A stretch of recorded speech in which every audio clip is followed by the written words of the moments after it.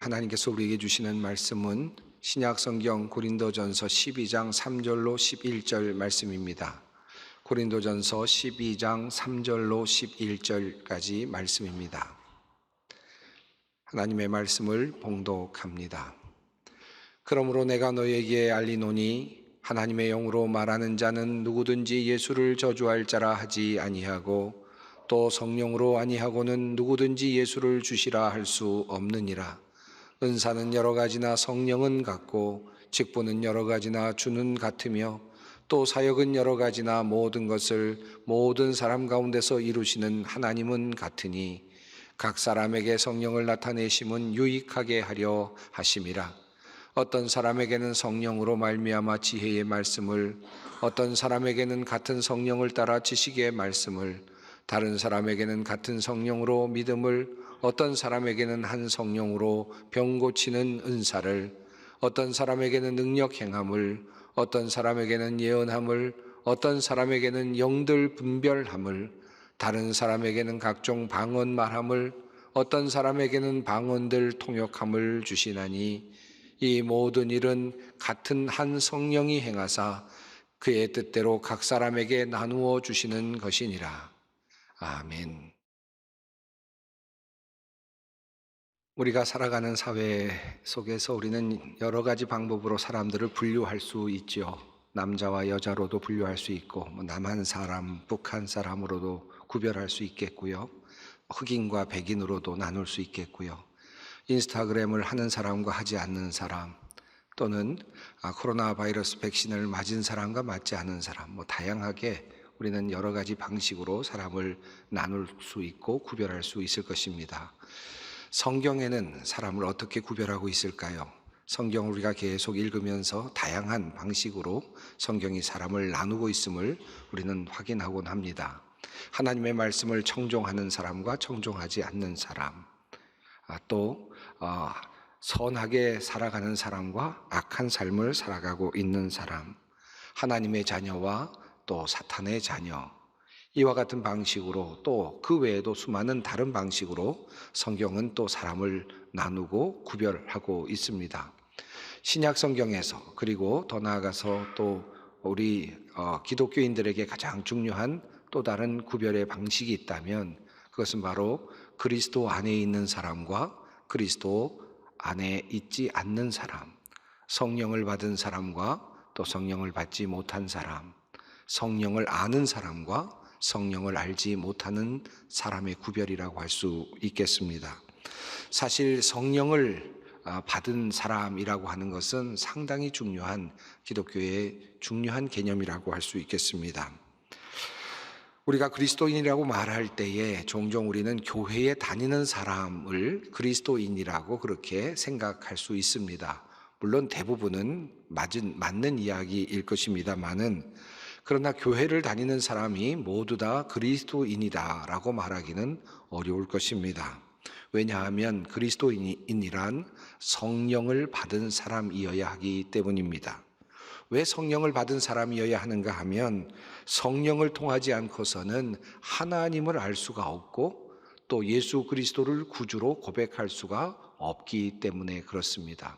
그리스도인이란 예수 그리스도를 구주로 고백하는 사람들이고 동시에 하나님을 아는 사람들이고 그러므로 성령 받은 사람들이라 말할 수 있겠습니다. 그런 의미에서 성령 받았다라는 것은 그리스도인들에게는 너무나도 크고 귀한 개념이고 가치일 수밖에 없겠습니다. 그렇다면 성령은 무엇이고 그리고 성령은 어떻게 해서 받을 수 있습니까? 성경에는 여러 가지 성령에 대한 모습들이 나타나고 있습니다. 또 성령과 관련된 많은 교훈들이 나타나 있습니다. 여러 각도에서 성령에 대해서 또 말씀하기도 합니다. 다양한 성령의 모습들이 나타나고 있습니다만은 그 다양한 모습들에도 불구하고 매우 중요한 한 가지 사실, 아주 공통점이 한 가지 있습니다. 분명하게 성경에 나타나고 있는 사실입니다. 성령은 인간이 본래부터 가지고 있는 어떤 성품이나 능력이 결코 아니다라는 말씀입니다. 인간이 돌을 쌓거나 수양을 쌓아서 얻을 수 있는 그런 차원의 것이 아니라는 것입니다. 성령은 밖으로부터 오는 것입니다. 인간의 세상 밖에서부터 오는 것이고 인간 세상이 갖지 못한 어떤 것입니다.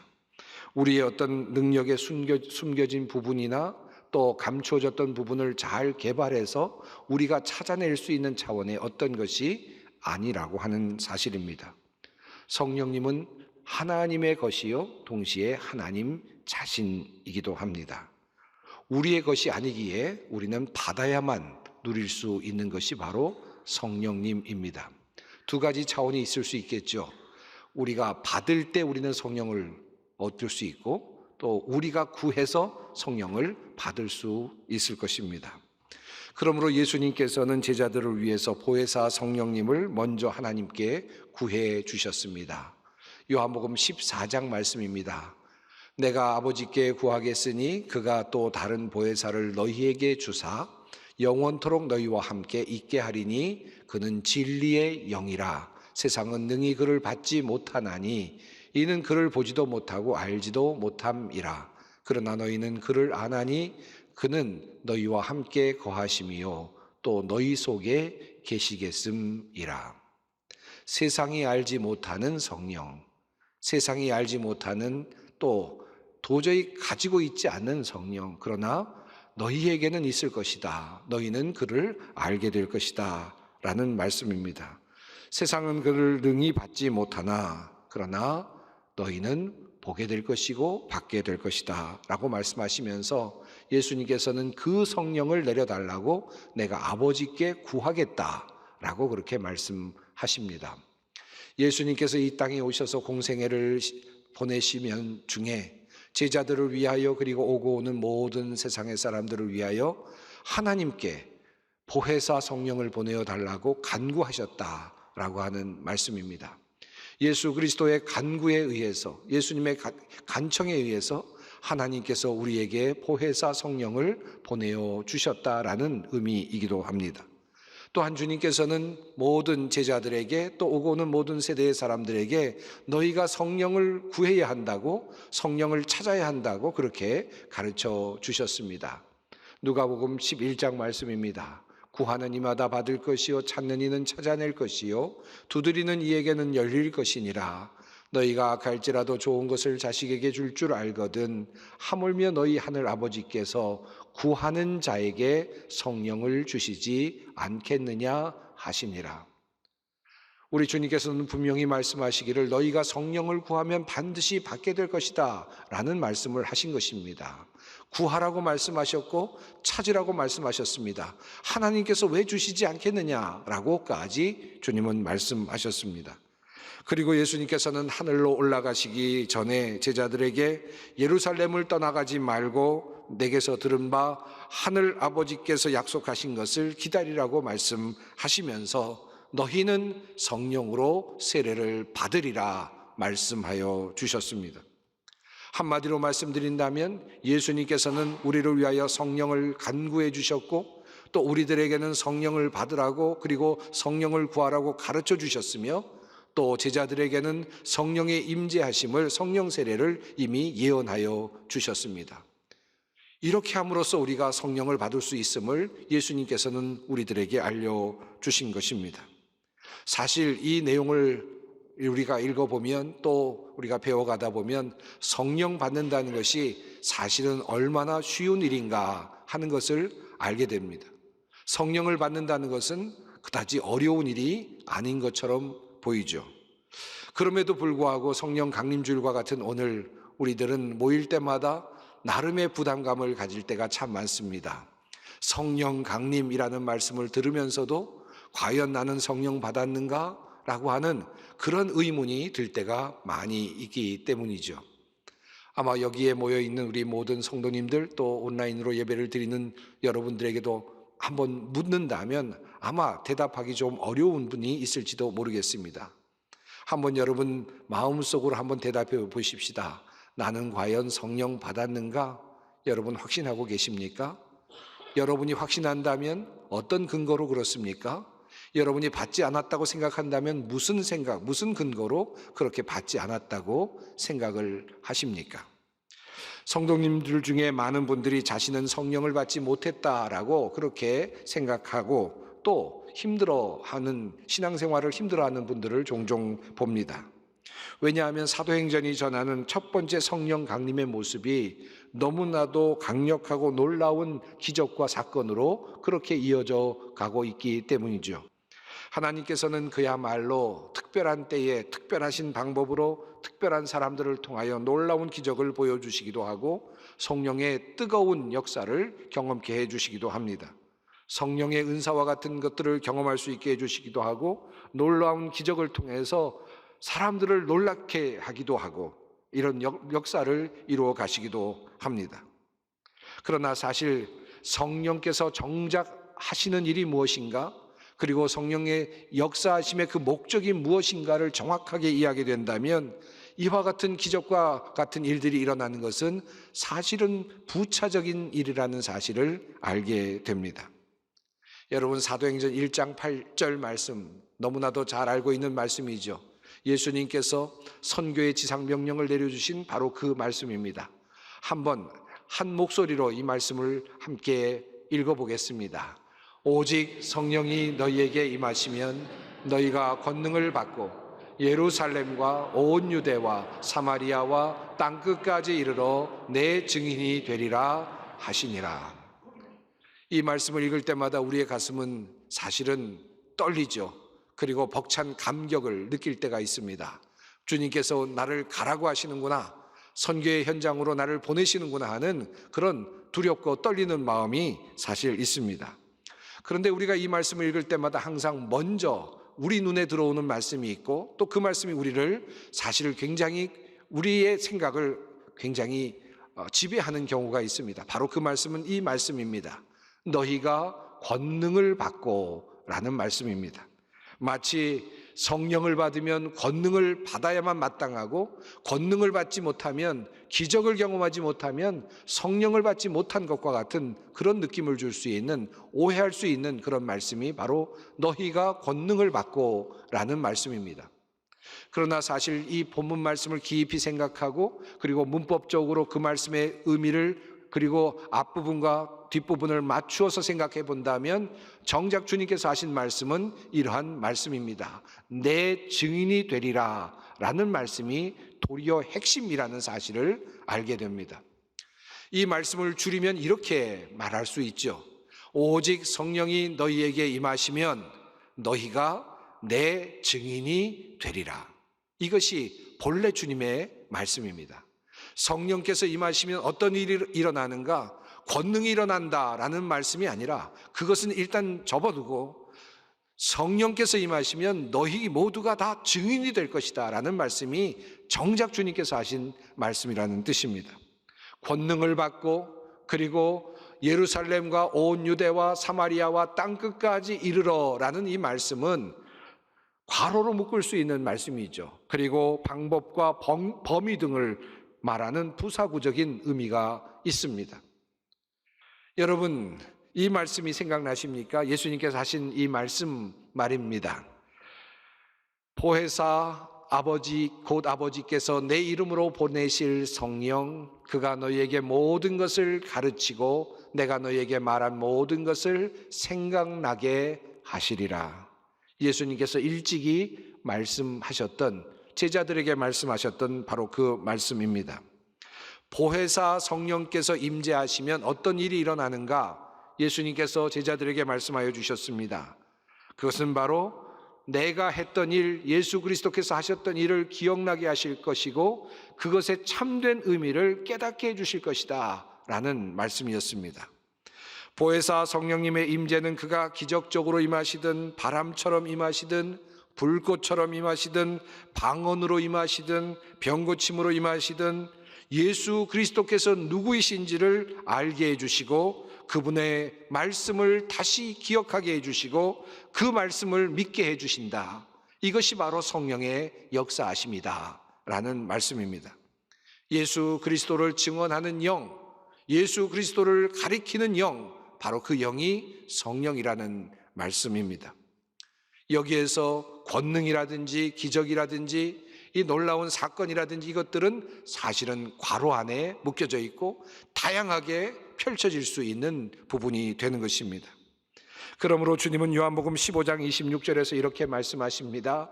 보혜사 곧 아버지께로부터 오시는 진리의 영이 오시면 그 영이 나를 위하여 증언하실 것이다.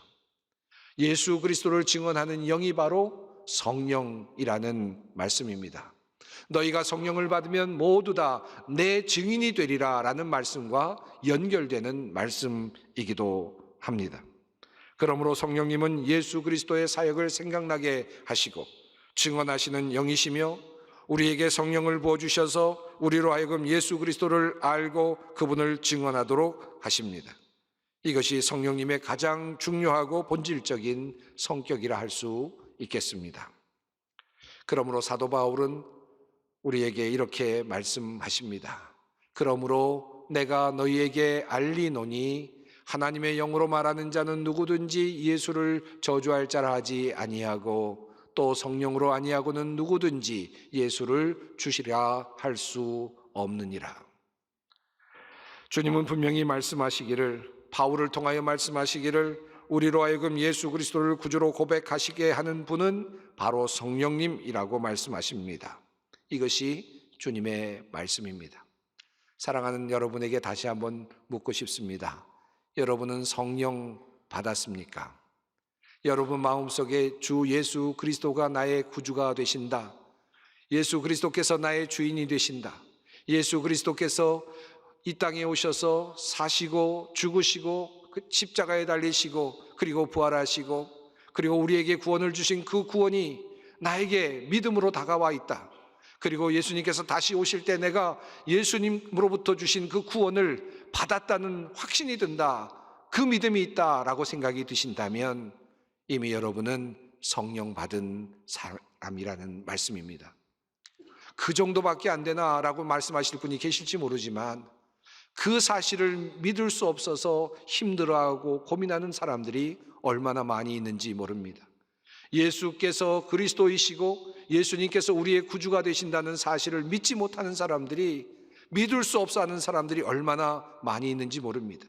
믿으려고 노력하지만, 마음으로 그렇게 노력하지만 그것이 믿어지지 않는 그런 사람들이 있습니다.